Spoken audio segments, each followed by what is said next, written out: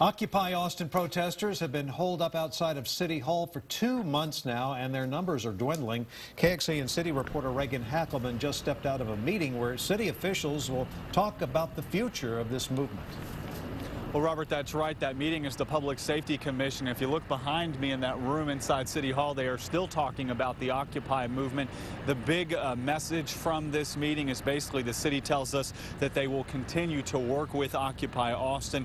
Now, there are still a handful of people out here for the occupation movement pretty much every day, and a good majority of them have been here since this started back on October 6th. Now, today we learned that the Austin Police Department has spent about $412,000 since Occupy Austin started. That money has basically paid for a police presence at City Hall 24 hours a day, 7 days a week. Now, at any given time, there are roughly about 10 to 12 officers at City Hall keeping an eye on things.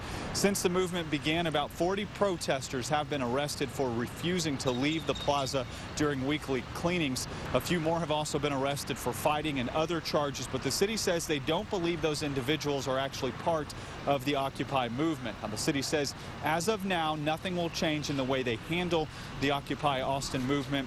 The movement says that for the most part, the city has been accommodating, and they're glad they haven't seen the same police responses that many other Occupy movements have seen around the country.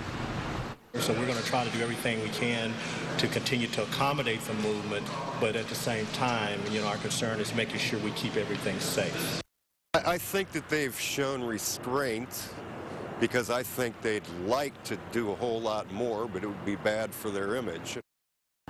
Now, the city also tells us that they've spent about $35,000 cleaning the plaza here once a week. They also tell us they're having to spend extra money to hire security guards to also be here at City Hall 24 hours a day, 7 days a week. Reporting live from Austin City Hall, Reagan Hackelman, KXAN News.